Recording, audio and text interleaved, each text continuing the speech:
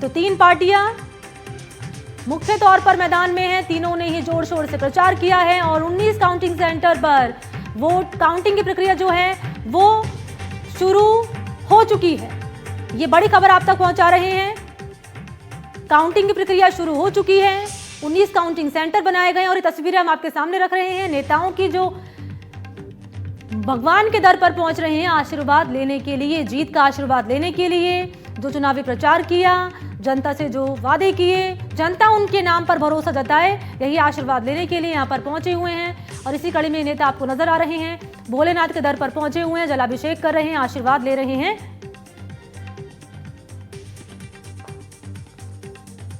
तो ये बड़ी खबर आपके सामने रख रहे हैं, तस्वीरें भी आपके सामने, जहां पर भोलेनाथ को जलाभिषेक करते हुए यहां नेता नजर आ रहे हैं। और इससे पहले आपने परवेश वर्मा को भी देखा, वो भी भगवान के दर पर मत्था टेकने के लिए पहुंचे, जीत का आशीर्वाद लेने के लिए पहुंचे। और ये आपको सौरभ भारद्वाज नजर आ रहे हैं, वो भी भगवान के दर पर पहुंचे हैं। तो हर एक नेता चाह रहा है हमारी सरकार बने। तीनों ही पार्टियां चुनावी मैदान में जोर शोर से उतरी, प्रचार किया, वादे किए और अब किसके वादों पर जनता जताएगी भरोसा, अब से थोड़ी देर में ये हो जाएगा साफ। आपके सामने हम टैली भी रख रहे हैं, जो 70 सीटें हैं कौन कौन सी हैं, बादली है, रिठाला है, बवाना है, मुंडका है, इसके अलावा बात करें किराड़ी है, सुल्तानपुर है, नांगलोई है, मंगोलपुरी। लेकिन जो अहम सीटें हैं वो है कालकाजी, वो है जंगपुरा, वो है नई दिल्ली, जहां पर आम आदमी पार्टी हो, चाहे कांग्रेस हो, चाहे बीजेपी, इनके जो दिग्गज नेता हैं वो मैदान में उतरे हुए हैं। और इसी काउंटिंग की प्रक्रिया क्योंकि शुरू हो चुकी है और रिएक्शंस लगातार सामने आ रहे हैं नेताओं के, वो भी आप सुनिए। मैं बहुत आशावान व्यक्ति हूं और जिस तरह का मूड हमें दिल्ली का दिखाई दिया है और जिस तरह का हमने शिद्दत से सभी कार्यकर्ताओं ने काम किया है, मुझे पूरा विश्वास है कि दिल्ली की जनता भ्रष्टाचार के खिलाफ और नरेंद्र मोदी जी के नेतृत्व को सलाम करेगी। जनता जिसके साथ होती है वो चुनाव जीतता है। मैं मानता हूं कि अरविंद केजरीवाल की सरकार ने पिछले 10 सालों में जनता की सेवा की है, उसके कारण दोबारा से आम आदमी पार्टी की सरकार जो है दिल्ली में बनने जा रही है और अरविंद केजरीवाल चौथी बार दिल्ली के मुख्यमंत्री बनाए जाएंगे। देखिए, हमने मेहनत की है और जीतेंगे। दिल्ली की जनता चाहती है कि कांग्रेस जीते और कहीं ना कहीं उसका रिजल्ट सामने आएगा। मुझे मालूम है बहुत सारे जो एग्जिट पोल्स आए हैं वो भले ही हमें फेवर ना कर रहे हो, लेकिन मुझे पूरा विश्वास है अपनी मेहनत पर। बिल्कुल पूरी तरह से आश्वस्त हैं और सरकार तो बनेगी बनेगी। दिल्ली के लोगों के लिए काम करना है भी और बहुत कुछ, बच्चों की शिक्षा के लिए और काम करना है। दिल्ली के लोग आम आदमी पार्टी और बीजेपी के सत्ता से 10 साल के कुशासन से, आपस के लड़ाई और झगड़ों से थक कर आकर बदलाव करने जा रहे हैं। और बिल्कुल कांग्रेस तैयार है पूरी तरह से कमान संभालने के लिए और जो हमने वायदे किए, जो गारंटी दी, हम लोग उस पर तुरंत अपना काम शुरू करेंगे। मेरा पहले दिन से आंकलन है, आप मेरे पिछले 1 महीने से मेरी हर बाइट उठा के देख लीजिए, मेरी हर प्रतिक्रिया देख लीजिए। मेरा एक ही कहना है कि 52+ सीटें आएंगी। मैं आज फिर से दोहराता हूं, बीजेपी को 52+ सीटें आएंगी। आम आदमी पार्टी की बहुत सीटों पे जमानत के आसपास बचना मुश्किल हो जाएगा, हो सकता है आसपास उसके रह जाएं। तो रिएक्शंस आपने सुने, तीनों ही पार्टी के नेता कॉन्फिडेंट नजर आ रहे हैं इसी दावे के साथ कि हमारी सरकार बनने जा रही है। लेकिन वो तस्वीर साफ होगी 11:30 से 12 बजे के बीच में कि दिल्ली ने किसके दावों और किसके वादों पर जताया भरोसा। लेकिन उससे पहले इस खास प्रोग्राम पर चर्चा करने के लिए हमारे साथ मौजूद हैं खास मेहमान हेमंत गोयल जी, राजनीतिक विश्लेषक, इस वक्त मेरे साथ जुड़ चुके हैं। हेमंत जी, बहुत बहुत स्वागत है आपका एनडीटीवी राजस्थान पर।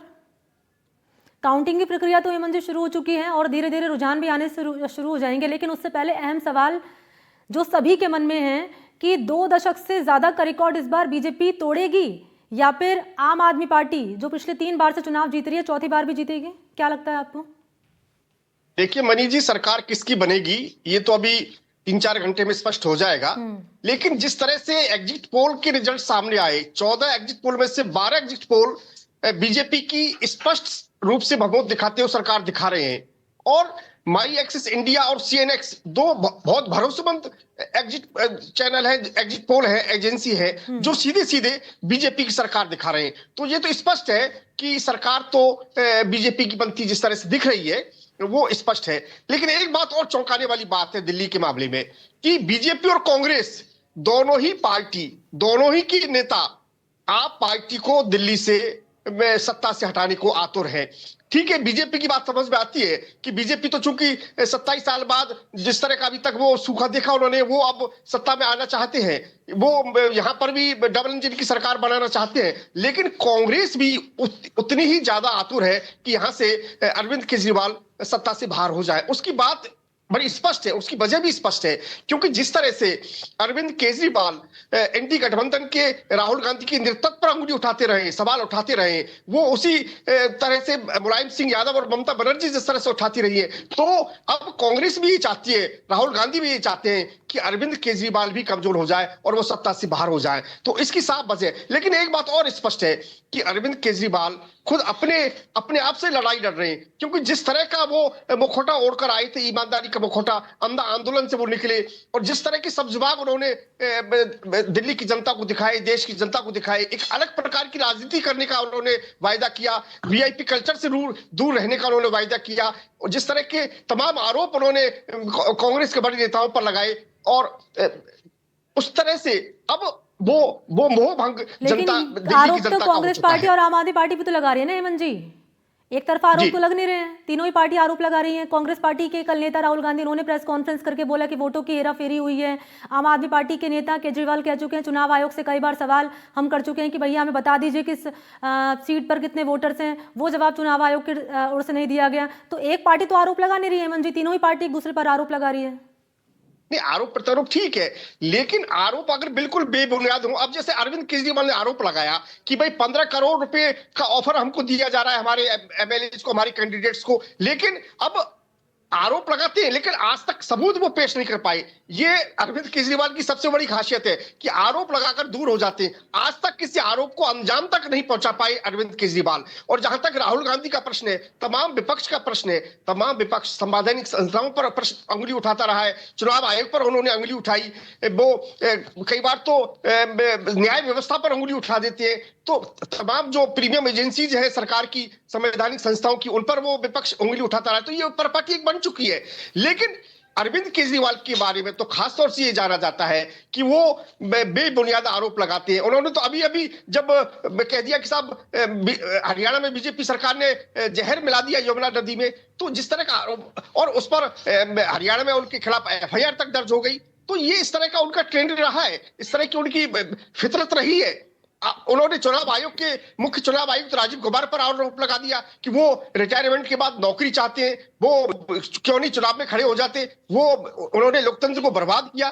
तो इस तरह की बेबुनियाद आरोप लगाना अरविंद केजरीवाल की फितरत है। और अरविंद केजरीवाल पर मजे की बात तो एक राहुल गांधी हमलावर है। उन्होंने कहा कि अरविंद केजरीवाल तो दिल्ली की सड़कों को यूरोप की सड़कें जैसे बनाना चाहते थे, यमुना नदी की सफाई करवाना चाहते थे। क्या हुआ?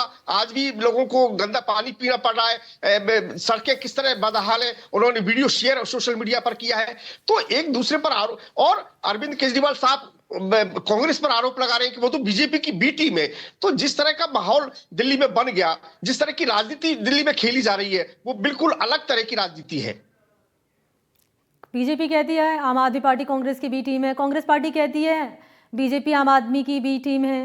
बहरहाल मैं लौटूंगी आपके पास अरविंद जी और यहाँ पर हेमंत जी, और आपसे जानूंगी यहाँ पर मैं कि क्या महत्वपूर्ण फैक्टर साहब बीजेपी को लेकर मान रहे हैं कि इस बार का जो रिकॉर्ड है वो बीजेपी तोड़ती हुई नजर आएगी, जैसे क्या बता रहे हैं। मैं लौटूंगी आपके पास। इस बीच सहयोगी अली आपको नजर आ रहे हैं दर्शकों को जो इस वक्त मेरे साथ मौजूद हैं।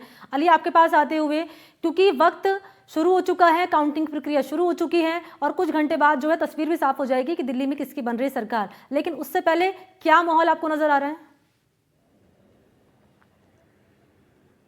बिल्कुल, अभी हम इस वक्त में नॉर्थ ईस्ट जो आईटीआई नंदनगरी है दिल्ली के, वहाँ पे मौजूद है। यहाँ ये वो क्षेत्र है, ये वो पोलिंग स्टेशन है जहाँ से एक तरीके से कहा जाए हॉट सीट जो है दिल्ली की, कुछ सीटें वो यहाँ से ही आपको सामने नजर आएंगी, जिसमें सबसे बड़ी सीट है करावल नगर की, जिसमें कपिल मिश्रा जो है वो उनकी ये सीट है। वहीं दूसरी सीट यहाँ पे मुस्तफाबाद है, जो आपको बताते जहाँ से दिल्ली दंगे के जो आरोपी हैं ताहिर हुसैन, वो भी इसी सीट से ही यहाँ के रिजल्ट आएंगे। वहीं शाहदरा की सीट की बात करें तो अभी हम हमने संजय गोयल जो बीजेपी के उम्मीदवार हैं उनसे भी अभी हमें हाल ही में बात की है, तो उन्होंने साफ तौर पे ये कहा है कि हमारी भारतीय जनता पार्टी की सरकार दिल्ली में आएगी। और वहीं जब हमने उनसे पूछा भी कि आपके ऊपर तो ये आरोप भी लग रहे हैं बीजेपी के ऊपर आम आदमी पार्टी की तरफ से कि उनके विधायकों को खरीदने की कोशिश की जा रही है, जिसमें साफ तौर पे वो ये कह रहे हैं कि ये तो भ्रष्टाचार की बातें करने वाले लोग जो हमेशा भ्रष्टाचार में लिप्त रहते हैं वो तो हमेशा ही हम पे आरोप लगाते रहते हैं, लेकिन जनता अब यहाँ पे उनको रिजल्ट के जरिए उनके ऊपर एक तरीके से जवाब देगी। वहीं अब कुछ ही देर में जिस तरीके से रुझान भी शुरू हो गए आने,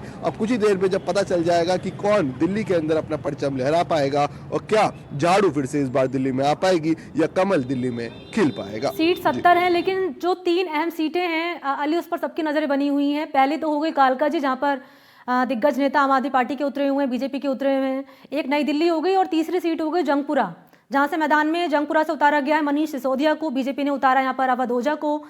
तो ये 3 अहम सीटें, इस पर किस तरह की तस्वीरें नजर आ रही है? देखिए, सबसे बड़ी जो एक बात देखी जाए तो तीनों ये जो सीटें हैं ये बहुत ही एक तरीके से कांटे की टक्कर इसमें आप कह सकते हैं। सबसे पहले हम शुरुआत करें अगर कालका जी की, तो वहां पे खुद आप देखेंगी कालका जी में आम आदमी पार्टी ने जिस तरीके खुद अपने सीएम फेस यानी आतिशी ही वहां से चुनाव लड़ रही हैं, तो वहीं कांग्रेस की तरफ से जो कांग्रेस की कद्दावर नेता है, ऑल इंडिया महिला कांग्रेस के अध्यक्ष है अलका लांबा, उन्हें पार्टी ने अपनी कमान सौंपी। और वहीं जो कई बार के सांसद रह चुके हैं, बीजेपी के वरिष्ठ नेता है रमेश बिदूड़ी, जिनको एक तरीके से कंट्रोवर्सी में भी उनका हमेशा नाम रहता है, वो वहां पे मौजूद है। तो एक तरीके से ये कालका जी जो सीट है वो पिछली बार तो आम आदमी पार्टी के पास ही रही थी और ये कांग्रेस और आम आदमी पार्टी की हमेशा ज्यादा सीट रही थी, लेकिन अब जिस तरीके से कांग्रेस और आम आदमी पार्टी के जो वोट भी थोड़े बहुत जो बटे हैं उसका फायदा हो सकता है रमेश बिदूड़ी भी पाले, लेकिन अब ये देखना पड़ेगा। वहीं दूसरी सीट अगर हम बात करें जंगपुरा की, तो वहां पे मनीष सिसोदिया चुनाव लड़े। उससे पहले यहाँ पे प्रवीण कुमार थे, जो एक तरीके से ये सीट जो हमेशा आम आदमी पार्टी की सेफ सीट मानी जाती है, लेकिन जिस तरीके से अभी भी बीजेपी ने अपनी पूरी तरह 2500 की बातें की है कि वो जो महिलाओं को सम्मान 2500 रुपए देंगी राशि, तो वो भी एक तरीके से बहुत इम्पैक्ट पड़ा है। और ये देखने को भी मिला है कि इस बार जो देखा जाए कई सालों के बाद में जो महिलाएं उन्हें एक तरीके से सबसे ज्यादा उन्होंने वोट करने आई है, जिसका साफ तौर पर यह असर भी अब दिल्ली के चुनाव जो हुए हैं उस पर देखने को मिलेगा और उसका असर ही कुछ देर बाद आपको रिजल्ट के माध्यम से पता चल जाएगा। और क्योंकि ना केवल चुनौतियां अली यहाँ पर मैं देखूं कि आम आदमी पार्टी के सामने, बल्कि बीजेपी के सामने भी कई सारी चुनौतियां हैं, क्योंकि बीजेपी ने यहाँ प्रमुख तौर पर हमने देखा प्रचार में प्रधानमंत्री मोदी खुद उतरे हैं, इतनी रैलियां उन्होंने की हैं, अमित शाह यहाँ पर उतरे हैं, अपने नेताओं ने पुरजोर तरीके से प्रचार किया है। और चुनौती यहाँ पर बीजेपी के सामने ये कि 2 दशक से ज़्यादा का वक्त हो चला है, लेकिन बीजेपी की सरकार यहाँ पर नहीं बनी। तो इस बार का जो रिकॉर्ड यहाँ पर बीजेपी तोड़ेगी, ये एक रिकॉर्ड यहाँ पर चुनौती बीजेपी के सामने, आम आदमी पार्टी के सामने तो है ही, लेकिन बीजेपी के सामने भी है। जी बिल्कुल, देखिए चुनौती इसमें आप ये कह सकते हैं कि कम से 3 बार कांग्रेस की सरकार रही, फिर उसके बाद अब 2 बार आम आदमी पार्टी की सरकार रही, यानी बीजेपी दिल्ली की सत्ता से बहुत दूर ही रही है। लेकिन अब जो भारतीय जनता पार्टी के पास पूरा एक मुद्दा है, उन्होंने देखा कि उन्होंने पूरा कैबिनेट देखा जाए, अरविंद केजरीवाल, सत्येंद्र जैन, मनीष सिसोदिया, ये सब जेल जा चुके हैं। कई उनके जो नेता थे, वरिष्ठ नेता जो कैलाश गहलोत जैसे जो आम आदमी पार्टी के जो कद्दावर नेता थे, वो खुद भारतीय जनता पार्टी में चले गए। राजेंद्र गौतम की बात करें, वो दूसरी पार्टी में चले गए। कपिल मिश्रा भी जो खुद एक कैबिनेट मिनिस्टर थे जो आम आदमी पार्टी के पहले जब सरकार में, वो भी बीजेपी में जा चुके। तो यानी एक तरीके से देखा जाए तो आम आदमी पार्टी जो शुरुआत से जो शुरुआत में आई थी वो एक तरीके से टूटती हुई नजर आई है। और साफ तौर पे दूसरी तरीके से जो उनके बड़े नेता हैं वो जेल में जा चुके हैं, जिससे अब बीजेपी को ये कसर ये, क्योंकि इनके लिए एक तरीके से देखा जाए आखिरी चांस है, क्योंकि अगर इतनी सारे नेताओं को, बड़े नेताओं को उन्होंने जेल में जिस तरीके के जिसपे वो आरोप लगाते रहे भ्रष्टाचार का, वहीं उसके बावजूद भी अगर बीजेपी उन्होंने देख लिया है कि अगर हम नहीं जीत पाए तो ये हमारे लिए बहुत ही बड़ी बात हो जाएगी। तो इसलिए पूरे प्रधानमंत्री नरेंद्र मोदी से लेके वरिष्ठ नेता हो, हर सांसद की बात करें, कई सीएम हो, आदित्यनाथ यूपी के सीएम योगी आदित्यनाथ हो, राजस्थान के सीएम हो, हर सीएम जो बीजेपी शासन के वो यहाँ पे आए, उन्होंने अपना प्रचार प्रसार किया। इनफैक्ट ये मैं कहूँ आपसे कि भारतीय जनता पार्टी ने इस वक्त मुस्लिमों को भी रिझाने की कोशिश की और कई मुस्लिम परसेंटेज जो वोटेज भी है वो भी काफी बीजेपी की तरफ इस बार गया। तो दिल्ली में एक तरीके से जो बीजेपी ने जो पिछली बार में जो कम सीटें ली थी वो उस बार ज्यादा सीट लेगी। इनफैक्ट जिस तरीके से बीजेपी के नेता ये भी कह रहे हैं कि इस बार हमारी सरकार आएगी, वो अब कुछ ही देर में हमें पता चल जाएगा कि जब नतीजे आएंगे और किसका यहाँ परचम दिल्ली में, क्योंकि आम आदमी पार्टी पर अली करप्शन के आरोप लगे हैं बीजेपी की ओर से। इधर अगर हम बात कर लें बीजेपी की, तो आम आदमी पार्टी कह रही है और कहती रही है कि हमें तो काम करने नहीं दिया, ईडी सीबीआई हमारे पीछे लगाई गई है और इसलिए हमें काम करने नहीं दिया। कांग्रेस पार्टी की बात कर ली जाए तो पिछले 2 विधानसभा चुनावों में खाता इनका नहीं खुला है। तो इस बार जनता का क्या रुख रहेगा, ये आपसे थोड़ी देर बाद तस्वीर साफ हो जाएगी। अपडेट आपसे लेते रहेंगे। बहुत शुक्रिया आपका अली, मेरे साथ जुड़ने के लिए और जानकारी देने के लिए। और खास मेहमान हेमंत जी भी लगातार बने हुए हैं। हेमंत जी, रुझान तो सामने आने शुरू हो चुके हैं। आम आदमी पार्टी को 3 सीटें मिल रही है, बीजेपी को मिल रही है 6 सीटें, कांग्रेस को मिल रही है 1 सीटें, लेकिन ये शुरुआती रुझान है। और पिछले एग्जिट पोल की अगर बात कर ली जाए तो कई एग्जिट पोल ऐसे भी आए हैं हेमंत जी जो गलत साबित हुए हैं। नहीं, बिल्कुल ठीक है, इस तरह के एग्जिट पोल आते रहे हैं, लेकिन 14 में से 12 एग्जिट पोल बीजेपी की सरकार दिखा रहे हैं। तो लेकिन जिस तरह से वहां पर हवा दिख रही है, जिस तरह का ट्रेंड वहां दिख रहा है, एक बात और स्पष्ट है कि खुद अरविंद केजरीवाल फंसे पड़े हैं अपनी सीट पर, आतिशी अपनी सीट पर फंसी पड़ी है और मनीष सिसोदिया, ये तीनों अपनी अपनी सीटों पर फंसे पड़े हैं। और एक और ट्रेंड दिल्ली में, मतलब ये अरविंद हेमंत जी, मतलब ये बहुत ही ज्यादा संकट की स्थिति में है, क्योंकि अरविंद केजरीवाल के लिए भी ये मीडिया रिपोर्ट्स हैं कि वो बहुत ज्यादा संघर्ष की स्थिति में है। उसी तरह से आतिशी भी संघर्ष की स्थिति में है और मनीष सिसोदिया ने तो खुद अपनी सीट बदल के और दूसरी सीट पर वो चुनाव लड़ने गए ताकि मुसलमान वोटरों का सहारा उनको है कि वो उन्हें जिता देंगे। लेकिन एक और ट्रेंड, मजेदार ट्रेंड दिल्ली के लिए माना जाता रहा है कि नई दिल्ली पर जिस पार्टी का उम्मीदवार जीता है वहां सरकार भी दिल्ली में उसी की बनती है। तो क्या अरविंद केजरीवाल चुनाव जीत पाएंगे, क्या वो भी चुनाव हार जाएंगे? तो इस तरह का एक ट्रेंड नई दिल्ली में देखा जाता रहा। लेकिन एक बात बहुत स्पष्ट है कि जिस तरह से मीडिया रिपोर्ट्स है कि जाट वोट बहुत भारी मात्रा में बीजेपी के पक्ष में गए, गुर्जर वोट वो भी बहुत भारी मात्रा में बीजेपी के पक्ष में गए, क्योंकि प्रवेश वर्मा, रमेश बिधूड़ी दोनों जाट गुर्जर दोनों बड़े फेस है, बड़े बड़े नेता है। और इस बार ओबीसी वोट भी बंपर मात्रा में बीजेपी के पक्ष में गया। इसके अलावा झुग्गी झोपड़ियों के जो कोर वोटर आप पार्टी के होते थे वो इस बार आपसे खिसकते हुए नजर आए, क्योंकि जिस तरह से इन्होंने माफिया, टैंकर माफिया पनपा, जिस तरह से वहां पर गंदा पानी उनको पीने को मिला, झुग्गी झोपड़ियों की हालत वहां खराब रही। और इसके अलावा कांग्रेस ने भी ये बीजेपी की मदद की कि उन्होंने कहा कि जो काम शीला दीक्षित के समय में हुआ उसके बाद कोई विकास का काम अरविंद केजरीवाल ने नहीं करवाया, ये केवल झूठ बोलते रहे, पाखंड करते रहे और इस तरह की ये झूठ बोलकर जनता को बेवकूफ बनाते रहे। तो जिस तरह का माहौल दिल्ली में बन गया उससे साफ लगता है कि अरविंद केजरीवाल की सत्ता अच्छा, बीजेपी के लिए ठीक है, मैं अरविंद केजरीवाल और उनकी पार्टी का जिक्र यहाँ पर करूंगी और कांग्रेस पर भी आएंगे, लेकिन पहले एक एक करके बात कर लेते हैं। हेमंत जी, बीजेपी पर आते हुए सबसे पहले आपको कौन कौन से फैक्टर्स लग रहे हैं बीजेपी के फेवर में जाते हुए? देखिए, बीजेपी के फेवर में इस बार एक जो 18% वोटर जो फ्लोटिंग वोट था, जो विधानसभा चुनावों में तो आपके पक्ष में जाता था, लेकिन लोकसभा चुनावों में वो बीजेपी के पक्ष में जाता था, उस वोट को बीजेपी ने साधने का प्रयास किया और वो वोट कहीं न कहीं बीजेपी के पक्ष में जाता नजर आ रहा है।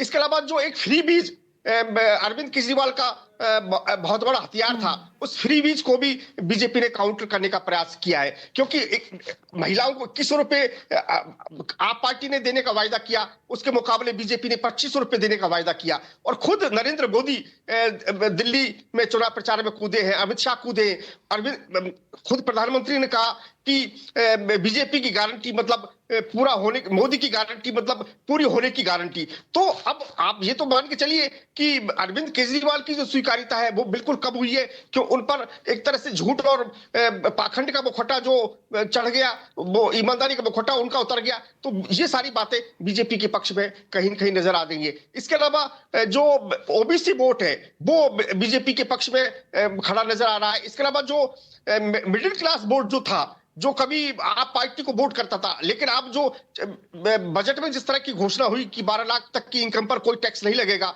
तो वो मिडिल क्लास वोट भी बीजेपी के पक्ष में खड़ा हुआ नजर आ रहा है। ये तमाम बातें इस तरह की है जो लगता है कि बीजेपी शायद इस बार सरकार बनाने के पक्ष में हो जाएगी। और यही आम आदमी पार्टी कहती हुई कई बार नजर भी आई है कि इसी को लेकर पहले तो प्रधानमंत्री और उनकी जो पार्टी है बीजेपी सवाल खड़े करते थे फ्रीबीज को लेकर कि साहब फ्रीबीज अरविंद केजरीवाल बांट रहे हैं, और वही फ्रीबीज का तोहफा बीजेपी देती हुई नजर आ रही है कि साहब हमारी सरकार आएगी तो हम फ्रीबीज देंगे, महिलाओं की हो, युवाओं की हो।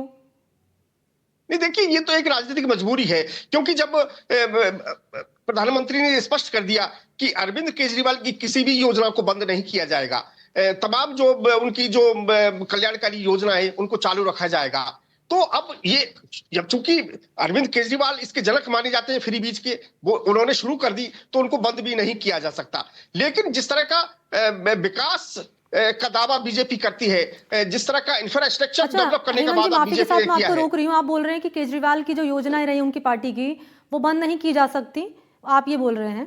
लेकिन राजस्थान की अगर मैं बात कर लूँ, ये मैं कुछ सेकंड के लिए राजस्थान लिए चलें तो यहाँ पर तो कई योजनाएं रही कांग्रेस पार्टी की जो बीजेपी ने बंद कर दी। हाँ, बंद कर दी, लेकिन देखिए ना यहाँ पर एक तरह से यहाँ पर चालू रखने की वजह आप क्या मान रहे हैं? नहीं, यहाँ पर तो वजह चालू करने की वजह एक ही है कि अगर अरविंद केजरीवाल को सत्ता से बाहर करना है तो उनकी योजनाओं को चालू करने की गारंटी उनको देनी पड़ेगी, क्योंकि हर आदमी चाहता है कि जैसे अरविंद केजरीवाल एक प्रचार कर रहे हैं कि साहब अगर आपने आपको हरा दिया, अगर बीजेपी सत्ता में आई तो आपके 25,000 रुपए महीने का नुकसान हो जाएगा। उन्होंने कहा कि झाड़ू तो लक्ष्मी जी का प्रतीक है, आपको झाड़ू को ही चुनाव में जिताना पड़ेगा। तो जिस तरह का वो आज भी फ्री बीज पर ट्रेंड कायम रखे हुए हैं, उसका काउंटर करने के लिए बीजेपी की यह मजबूरी थी कि वो इन योजनाओं को चालू करने की गारंटी दिल्ली की जनता को दे। ठीक है, चलिए, आम आदमी पार्टी बीजेपी की हमने बात कर ली, अब कांग्रेस पर भी आ जाते हैं, क्योंकि कांग्रेस पार्टी के नेता भी कॉन्फिडेंट नजर आ रहे हैं। हेमंत जी, तो क्या लगता है, मैं दोनों आपसे पहलू समझूंगी, क्या लगता है कांग्रेस पार्टी का खाता खुलेगा या वही पिछले 2 विधानसभा चुनावों से जो तस्वीरें नजर आ रही है शून्य? देखिए, कांग्रेस का खाता कोई एक आध सीट मिल जाए वो भी बात अलग है, लेकिन कांग्रेस का खाता अभी भी कोई खुलता हुआ नजर नहीं आ रहा है। कांग्रेस का केवल एक ही था कि यहां पर कैसे भी केजरीवाल को कमजोर किया जाए, और यहां पर अगर केजरीवाल सत्ता से बाहर हो जाते हैं तो पंजाब में फिर वो सत्ता में आने का प्रयास करेंगे। और जिस तरह से केजरीवाल ने राहुल गांधी की नेतृत्व पर सवाल खड़ा किया ममता बनर्जी और अखिलेश यादव के साथ मिलकर, वो ये चाहते हैं कि अरविंद केजरीवाल कमजोर हो जाए ताकि कांग्रेस मजबूत हो जाए, क्योंकि कांग्रेस की मजबूती पर अगर कोई प्रश्न चिन्ह खड़ा करता है, अगर कोई राहुल गांधी के एनडी गठबंधन के नेतृत्व पर कोई प्रश्न चिन्ह खड़ा करता है तो वो अरविंद केजरीवाल है। तो इसलिए कांग्रेस के लिए जरूरी था कि यहाँ पर अरविंद केजरीवाल सत्ता से बाहर हो जाए। लेकिन अखिलेश यादव और ममता बनर्जी इंडिया गठबंधन की मैं बात कर लूं तो कई नेता आम आदमी पार्टी के साथ नजर आए। हाँ, नहीं, बिल्कुल नजर आए हैं, ये ठीक बात है, लेकिन अब चूंकि अरविंद केजरीवाल ने तो चुनाव प्रचार अखिलेश यादव ने तो चुनाव प्रचार अरविंद केजरीवाल के ही किया था ना, उन्होंने कांग्रेस का चुनाव प्रचार तो नहीं किया। तो कहीं न कहीं हाँ, तो मैं यही तो कह रहा हूं कि अरविंद केजरीवाल और अखिलेश यादव और ममता बनर्जी जिस तरह से राहुल गांधी की नेतृत्व क्षमता पर प्रश्न चिन्ह खड़ा करते रहे, तो ये सब लोग चाहते हैं कि इस तरह का एक रिजल्ट सामने आ जाए। ठीक है, और यहाँ पर हेमंत जी रहिए आप मेरे साथ, और हम नीचे दर्शकों को टैली यहाँ पर दिखा रहे हैं, रुझान जो है सामने आ रहे हैं। हेमंत जी, आम आदमी पार्टी को मिल रही है 8 रुझानों में, बीजेपी को मिल रहे हैं 9 और कांग्रेस को 1 सीट अभी मिली है, तो इन पर आप क्या कहेंगे? क्योंकि सिर्फ 1 सीट का अंतर अभी फिलहाल नजर आ रहा है, आपको 8 है, बीजेपी को 9 है। हाँ, नहीं, ये तो देखिए प्रारंभिक रुझान है, लेकिन ये तो आपको दिख रहा है ना कि अभी भी कांग्रेस और बीजेपी और आप बीजेपी और आप बराबर की टक्कर तो देते हुए नजर आ रहे हैं ना। देखिए 2013, 2015, 2020 का चुनाव जिस तरह से आप पार्टी ने लड़ा और जिस तरह का बंपर बहुमत मिला, वो तो बिल्कुल स्पष्ट है कि वो तो कहीं उस तरह का चुनाव तो आप पार्टी को नजर नहीं आ रहा और खुद उनके नेताओं को नजर नहीं आ रहा, तो ये तो स्पष्ट है। अच्छा, आपको क्या लगता है हेमंत जी कि अभी तो हम कुछ नहीं कह सकते, सिर्फ अनुमान ही अभी लगा रहे हैं, अगर बीजेपी हार जाती है दिल्ली में तो कहीं ना कहीं ये सवाल भी खड़ा होगा बीजेपी पर कि प्रधानमंत्री मोदी ने खुद चुनाव प्रचार किया। लेकिन इस बीच में लौटूंगी आपके पास, अपडेट दे दे कालका जी से। आतिशी सिंह पीछे चल रही हैं रुझानों में, यहाँ पर बीजेपी आगे चल रही है, नई दिल्ली सीट से केजरीवाल पीछे चल रही है। अहम सीटें आप तक ये अपडेट पहुंचा रहे हैं, ये अहम सीटें नई दिल्ली हो गई, कालका जी हो गई, जंगपुरा हो गई, क्योंकि यहाँ पर तीनों ही पार्टी के दिग्गज नेता मैदान में उतरे हुए हैं। और वहीं से ये अपडेट है कालका जी से, क्योंकि आतिशी सिंह मैदान में उतरी हुई हैं, कांग्रेस पार्टी साल का लांबा है, और यहाँ पर आतिशी सिंह पीछे चल रही हैं नई दिल्ली सीट से। केजरीवाल जो मैदान में उतरे हुए हैं वो यहाँ से पीछे चल रहे हैं। ये बड़ा अपडेट आपको दे रहे हैं हम दर्शकों को। बीजेपी रुझानों में 11 सीटों पर बढ़त बनाए हुए हैं और आम आदमी पार्टी 9 सीटों पर बढ़त बनाए हुए हैं, यानी मुख्य मुकाबला बीजेपी वर्सेस कांग्रेस में नजर आ रहा है, बीजेपी वर्सेस माफ कीजिएगा आम आदमी पार्टी में। और कांग्रेस पार्टी महज एक सीट पर अभी बढ़त बनाती हुई नजर आ रही है।